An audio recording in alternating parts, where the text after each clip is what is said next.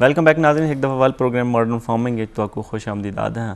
तो ब्रेक तो पहले अस डिस्कस करेंदे पे आसे कि जो API है एग्रीकल्चर पॉलीटेक्निक इंस्टीट्यूट है NARC का झेली इदारा, इनका क्या किरदार है एग्रीकल्चर एक्सटेंशन सर्विसेज।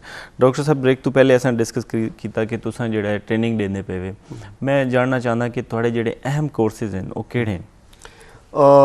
मैं दसना चाहता है कि जी तकरीबन जैसा पहले मैंने दसिया है कि जी हर एक प्रोग्राम जो साडा ज़रायत के बारे मुख्तलिफ हैं।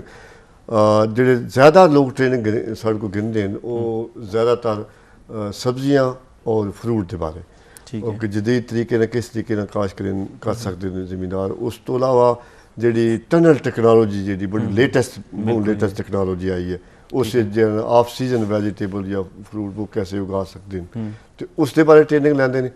उस तो अलावा जानवरों के बारे जो है उनकी सेहत का ख्याल कैसे रखना है, उस तो अलावा उन्होंने नस्ल जी अच्छी नस्ल कैसे पैदा करनी है, और इसी तरह बहुत सारे जानवरों की सेहत के बारे वो प्रोग्राम लेंदे।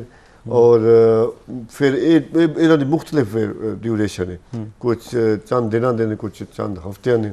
तो उस तो अलावा जोड़े ने मुड़ फिर ज़मीन की देखभाल के ट्रेनिंग कोर्स ने, और उस तो अलावा पानी की किस तरीके न बचत करनी सकती है, और थोड़े पानी तो ज़्यादा से ज़्यादा पैदावार किस तरीके न ली जा सकती है। ये बहुत सारे ट्रेनिंग कोर्स इस तरह के ने जोड़े।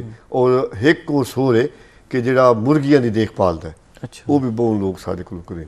और एक नवा प्रोग्राम असी शुरू किया है कि जी शहरी इलाके जोड़े ने उन्होंने चूँकि ज़मीन नहीं है तो अपनी छत्तां ते किस तरीके सब्जियां उगा सकते हैं। अच्छा जी, जबरदस्त। अच्छा, तुसीं टनल फार्मिंग का जिक्र किया है, हुण मैं सुना कि थोड़े NARC एक नवी तहकीक भी सामने आई है कि टनल फार्मिंग का तोड़ ही इन्होंने बना दी है कि टनल फार्मिंग तो टनल बनाना पौंदा है तो उहदे उत्ते छापर लाना पौंदा है।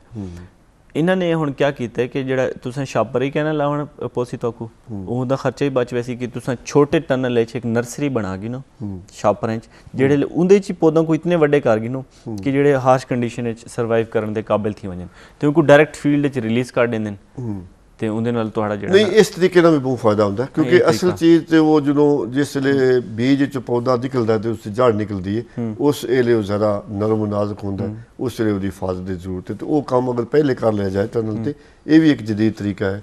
और ये दोनों तरीके नाल लोग बहुत ज़्यादा पैदावार थोड़ी जगह तो बहुत ज़्यादा पैदावार। अच्छा, तुम ट्रेनिंग कोर्स देंदे वे, इंदे क्या तरीकाकार तुम इस्तेमाल करेंदे वे ट्रेनिंग कोर्स? देखिए जी ट्रेनिंग कोर्स का मैं पहले जैसे दसे कि असी लैक्चर भी देने, लैक्चर तो ज़्यादा असी मोड प्रैक्टिकल करें कि जी एक्चुअली चीज़ जाके लोग अपने हत्थों का जो कर लेने तो उसमें फिर ज़्यादा फ़ायदा फिर वो भूलते ही नहीं है। तो प्रैक्टिकल भी करें और लैक्चर दोनों काम करें। ठीक है। अच्छा, अगर ट्रेनिंग के हवाले गल करूँ तो तुसा ते ही ये मरकज़ ही वे ना, ठीक है, क्योंकि जो इदारा है फैडरल गौरमेंट के अंडर है। सूबाई लिहाज नाल देखूँ क्या थोड़े सूबाई लिहाज से सूबाई सतह ते ही रवाबित हैं मुख्तलिफ जोड़े हुकूमतां नाल? हाँ बिल्कुल ही बहुत अच्छा सवाल है। इसका एक तरीका तो मैं पहले दसिया ना कि जी असी मैट्रिक पास बच्चे जोड़े तो कोर्स करवाने पे हैं एक साल के, और ये 17 जगह थे गिलगित विच 2 जगह और आज़ाद कश्मीर 3 जगह जी खैबर पख्तूनख्वा और इसी तरीके बलोचिस्तान 3 जगह और सिंध 3 जगह, पंजाब 5-6 जगह। और ये एक तरीका तो है कि इस 750 बच्चा ट्रेनिंग लेंदा पे, और वो साडा ख्याल है कि ये बच्चे साड़ी ज़रायत में जाके अपना रोल प्ले कर सकते। ठीक है। उस तो अलावा साडा मुख्तलिफ सूबे नाल राबता है। ठीक है। और अगले 3 साल में असी खैबर पख्तूनख्वा के 300 बंदे ट्रेन करें जो साडा प्रोग्राम है। उस 250 जो फील्ड असिस्टेंट हो सन और 50 ऑफिसर हो सन, और ये सारी फंडिंग सानू जापान गवर्नमेंट दे सी। और इसी तरीके नाल असी बलोचिस्तान गवर्नमेंट नाल काम करने पे हैं और सिंध नाल कि उन्होंने किस किस्म की ट्रेनिंग चाहिए है और जिस किस्म के सानू उन्होंने तरफ को मुतालबात सी उस तरीके नाल असी उस तरह का प्रोजेक्ट बना के उन्होंने ट्रेनिंग दे सा। इसी तरीके नाल पंजाब में भी कुछ लोगों को ट्रेनिंग देंदे पे हैं। अगरचे पंजाब में ज़रायत का जो नॉलेज है वो काफ़ी एडवांस है, लेकिन स्टिल बहुत सारे जो कोर्सेज हैं उन्होंने भी असी खास तौर पर जोड़े जानवरों की देखभाल के कोर्स हैं और यंग डॉक्टर हैं जो उन्होंने असी ट्रेनिंग करें। ठीक है उन्हें ट्रेनिंग करेंगे। अच्छा तुसां जेह्ड़ा सूबाई रवाबत करेंदे वे मुख्तलिफ इदारा नाल, क्या वो एग्रीकल्चर एक्सटेंशन डिपार्टमेंट दे थ्रू करेंदे वे या डायरैक्ट तुसां उन्हें ट्रेनिंग करेंदे वे सूबाई सतह ते? ਇਸ ਦੇ ਦੋ ਤਿੰਨ ਤਰੀਕੇ ਨੇ। ਇੱਕ ਤਰੀਕਾ ਤੇ ਉਹ ਜਿਹੜਾ ਅਸੀਂ ਯੂਨੀਵਰਸਿਟੀਆਂ ਦਾ ਰਾਬਤਾ ਇਸਤੇਮਾਲ ਕਰਦੇ ਪਏ, ਉਹ ਜਿਹੜਾ 17 ਜਗ੍ਹਾ ਤੇ ਕੋਰਸ ਹੁੰਦਾ ਪਿਆ ਨਾ, ਉਹ ਮੋਸਟਲੀ ਦੇ ਯੂਨੀਵਰਸਿਟੀਆਂ ਵਿੱਚ ਹੁੰਦਾ ਪਿਆ। ਉਸ ਤੋਂ ਇਲਾਵਾ ਜਿਹੜੇ ਜ਼ਰਾਇਤ ਦੇ ਅਦਾਰੇ ਹਨ ਹਰ ਸੂਬੇ ਵਿੱਚ, ਮਸਲਨ ਫੈਸਲਾਬਾਦ ਜ਼ਰੀ ਤਹਿਕੀਕਾਤ ਦਾ ਸਭ ਤੋਂ ਵੱਡਾ ਅਦਾਰਾ ਹੈ, ਟੰਡੋਜਾਮ ਵਿੱਚ ਸਭ ਤੋਂ ਵੱਡਾ ਅਦਾਰਾ ਹੈ, ਉੱਥੇ ਵੀ ਸਾਡੇ ਟ੍ਰੇਨਿੰਗ ਕੋਰਸ ਚੱਲਦੇ ਪਏ ਨੇ। ਔਰ ਇਸੇ ਤਰੀਕੇ ਨਾਲ ਕੋਟੇ ਦੇ ਵਿੱਚ ਜਿਹੜਾ ਅਦਾਰਾ ਹੈ ਜ਼ਰਾਇਤ ਦਾ, ਉਸ ਦੇ ਉੱਥੇ ਵੀ ਚੱਲਦੇ ਪਏ ਟ੍ਰੇਨਿੰਗ ਕੋਰਸ।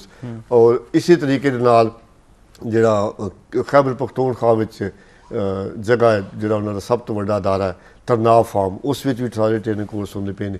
ਗਿਲਗਿਤ ਵਾਲਿਆਂ ਨਾਲ ਵੀ ਸਾਡੇ ਹੁੰਦੇ ਪਏ ਨੇ। ਤਾਂ ਸਾਰੇ ਅਸੀਂ ਰਿਸਰਚ ਦੇ ਅਦਾਰਿਆਂ ਨਾਲ ਵੀ ਕੰਮ ਕਰਾਉਂਦੇ ਹਾਂ, ਔਰ ਉਹ ਜਿਹੜੀ ਯੂਨੀਵਰਸਿਟੀਆਂ ਨੇ ਉਹਨਾਂ ਨਾਲ, ਔਰ ਜ਼ਿਮੀਂਦਾਰਾਂ ਨਾਲ ਡਾਇਰੈਕਟ ਵੀ ਸਾਡੇ ਰਾਬਤੇ।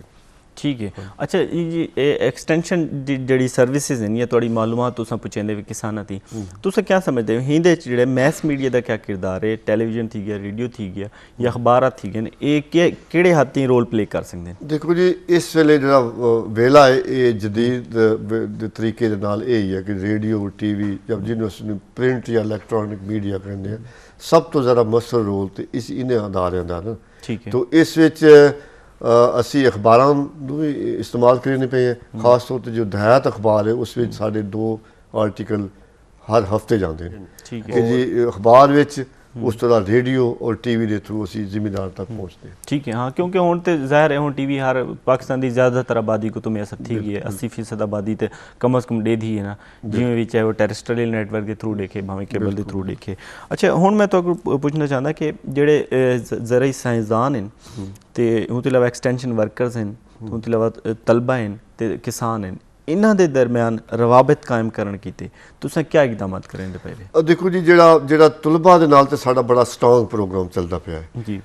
ਉਸ ਵਿੱਚ ਜਿਹੜੇ BSc ਦੇ ਸਟੂਡੈਂਟ ਹਨ ਸਾਰੇ ਯੂਨੀਵਰਸਿਟੀਆਂ ਦੇ, ਪੂਰੇ ਪਾਕਿਸਤਾਨ ਦੀ, ਉਹ ਬਲੋਚਿਸਤਾਨ ਤੱਕ ਸਾਰੇ, ਔਰ ਸਿੰਧ ਤੱਕ ਸਾਰੇ ਯੂਨੀਵਰਸਿਟੀਆਂ ਦੇ ਜਿਹੜੇ BSc ਦੇ ਬੱਚੇ ਹਨ ਉਹ 3 ਮਹੀਨੇ ਵਾਸਤੇ ਸਾਡੇ ਕੋਲ ਆਉਂਦੇ ਨੇ ਔਰ ਸਾਡੇ ਕੋਲ ਆ ਕੇ ਇੰਟਰਨਸ਼ਿਪ ਦੀ ਟ੍ਰੇਨਿੰਗ ਲੈਂਦੇ ਨੇ। अच्छा। ਔਰ ਉਸੇ ਤਰੀਕੇ ਨਾਲ ਬਹੁਤ ਸਾਰੀ ਇਸ ਵੇਲੇ ਸਾਡੇ ਕੋਲ ਤਕਰੀਬਨ 450 ਬੱਚੇ ਔਰ ਬੱਚੀਆਂ ਹਨ ਜਿਹੜੇ ਯੂਨੀਵਰਸਿਟੀਆਂ ਦੇ ਜਿਹੜੇ ਇੰਟਰਨਸ਼ਿਪ ਵਿੱਚ ਆਏ ਨੇ। ਇਸੀ ਤਰੀਕੇ ਦੇ ਨਾਲ ਤਕਰੀਬਨ 101 ਦੇ ਕਰੀਬ ਸਾਡੇ ਕੋਲ ਉਹ ਬੱਚੇ ਔਰ ਬੱਚੀਆਂ ਯੂਨੀਵਰਸਿਟੀਆਂ ਦੇ ਨੇ ਜਿਹੜੇ ਸਾਡੇ ਕੋਲ ਰਿਸਰਚ ਕਰਦੇ ਪਏ ਨੇ, ਆ ਕੇ ਉਹਨਾਂ ਦੀ ਡਿਗਰੀ MPhil ਦੀ ਔਰ PhD ਡਿਗਰੀ ਦੇ ਵਾਸਤੇ ਰਿਸਰਚ ਕਰਦੇ ਪਏ ਨੇ। ਔਰ ਇਸੇ ਤਰੀਕੇ ਨਾਲ ਸਾਡੀ ਆਪਣੀ ਯੂਨੀਵਰਸਿਟੀ ਵੀ ਹੈ ਜਿੱਥੇ ਅਸੀਂ ਪੜ੍ਹਾਉਂਦੇ ਪਏ ਹਾਂ। ਔਰ ਇਸੇ ਤਰੀਕੇ ਦੇ ਨਾਲ ਜਿਹੜੇ ਜ਼ਰਾਇਤ ਦੇ ਫੀਲਡ ਅਸਿਸਟੈਂਟ ਨੇ ਔਰ ਜਿਹੜੇ ਨੌਜਵਾਨ ਐਗਰੀਕਲਚਰ ਅਫੀਸਰ, ਉਹਨਾਂ ਦੇ ਵਾਸਤੇ ਵੀ ਅਸੀਂ ਰਿਫਰੈਸ਼ਰ ਕੋਰਸ ਕਰਾਉਂਦੇ ਹਾਂ, ਜ਼ਰਾਇਤ ਵਾਲਿਆਂ ਦੇ ਵੀ ਔਰ ਲਾਈਵ ਸਟਾਕ ਵਾਲਿਆਂ ਦੇ, ਤਾਂ ਕਿ ਉਹਨਾਂ ਨੂੰ ਜਦੀਦ ਜਿਹੜਾ ਇਲਮ ਹੈ ਉਹਨਾਂ ਨੂੰ ਅਸੀਂ ਦੇ ਸਕੀਏ ਤਾਂ ਕਿ ਉਹ ਜ਼ਿਮੀਂਦਾਰ ਤੱਕ ਪਹੁੰਚਾਉਣ। ਠੀਕ ਹੈ। ਤੇ ਉਹ ਤੋਂ ਇਲਾਵਾ ਜਿਹੜੇ ਮੁਖਤਲਿਫ ਪੂਰੇ ਪਾਕਿਸਤਾਨ ਤੋਂ ਜਿਹੜੇ ਜ਼ਰੇ ਸਾਇੰਸਦਾਨ ਹਨ ਉਹਨਾਂ ਦੇ ਹਵਾਲੇ ਨਾਲ ਹੀ ਕੋਈ ਤੁਸੀਂ ਕੋਆਰਡੀਨੇਸ਼ਨ ਦਾ ਜ਼ਰੀਆ ਕਾਇਮ ਕਰਿੰਦੇ ਵੇ ਤਾਂ ਕਿ ਉਹ ਵੀ ਆਪਸ ਵਿੱਚ ਮਿਲ ਬਵਨ ਤੇ ਪੂਰੇ ਪਾਕਿਸਤਾਨ ਦੇ ਜਿਹੜੇ ਜ਼ਰੀ ਮਸਾਇਲੇ ਨੇ ਉਹਨਾਂ ਦੇ ਹਵਾਲੇ ਨਾਲ ਕੋਈ ਹੱਲ ਤਲਾਸ਼ ਕਰਨ? ਹਾਂ ਬਿਲਕੁਲ, ਇਸ ਤਰੀਕੇ ਦੀਆਂ ਅਸੀਂ ਇਹ ਮੀਟਿੰਗਸ ਵੀ ਬਹੁਤ ਕਰਾਉਂਦੇ ਹਾਂ ਜਿਹੜੇ ਜਿਹਦੇ ਵਿੱਚ ਸਾਰੇ ਸਾਇੰਸਦਾਨ ਮਿਲ ਕੇ ਬੈਠ ਕੇ ਆਪਣੇ ਆਪਣੇ ਸ਼ੋਬੇ ਦੇ ਹਿਸਾਬ ਨਾਲ ਜਿਹੜੇ ਸਾਇੰਸਦਾਨ ਨੇ ਉਹ ਮਿਲ ਕੇ ਬੈਠ ਕੇ ਉਹ ਸੋਚਦੇ ਨੇ ਕਿ ਜੀ ਇਸ 'ਚ ਕਿਹੜੀ ਚੀਜ਼ ਜਿਹੜੀ ਆ ਪ੍ਰੋਬਲਮ ਮਸਾਇਲ ਆਉਂਦੇ ਪਏ ਨੇ ਔਰ ਉਹਨਾਂ ਦੇ ਉੱਤੇ ਕਿਹੜੇ ਤਰੀਕੇ ਦੇ ਨਾਲ ਕਾਬੂ ਪਾਇਆ ਜਾ ਸਕਦਾ ਹੈ। ਇਹ ਜਿਹੜੀ ਮੀਟਿੰਗਸ ਹੁੰਦੀਆਂ ਨੇ ਇਹ ਫਸਲਾਂ ਦੇ ਬਾਰੇ ਵੀ ਹੁੰਦੀਆਂ ਨੇ, ਇਹ ਮੀਟਿੰਗਾਂ ਸਾਡੀਆਂ ਜਿਹੜੀਆਂ ਫਰੂਟ ਦੇ ਬਾਰੇ ਵੀ ਹੁੰਦੀਆਂ ਔਰ ਇਹ ਮੀਟਿੰਗਾਂ ਸਾਡੀਆਂ ਜਿਹੜੀਆਂ ਨੇ ਉਹ ਜਾਨਵਰਾਂ ਦੀ ਦੇਖਭਾਲ ਦੀ ਵੀ ਹੁੰਦੀਆਂ ਨੇ ਔਰ ਉੱਥੇ ਸਾਰੇ मसाइल भी डिस्कस होंगे और उन्होंने हल भी तलाश करेंगे। ठीक है। अच्छा थोड़ा जी जिक्र फूड सिक्योरिटी का करेंगे, तहफ़्फ़ुज़ खुराक एक बड़ा चैलेंज है, बड़ा मसला है, हूँ हवाले नाल कोई API की कोई हिकमत अमली है? देखो जी फूड सिक्योरिटी के हवाले नाल उसकी असी कोशिश करने पे हैं कि जी जो साड़ी लेटेस्ट टेक्नोलॉजी है वो ज़िम्मेदार तक पहुँचे। ठीक है। तो ज़िम्मेदार तक अगर लेटेस्ट टेक्नोलॉजी पहुँचती है तो फसल के केड़े बीज उगाने ने, केड़ी फसल किस्म उगानियां ने, कितना पानी देना है, कितना खाद देनी है, तो उसकी फिर पैदावार भी उतनी बढ़ती है।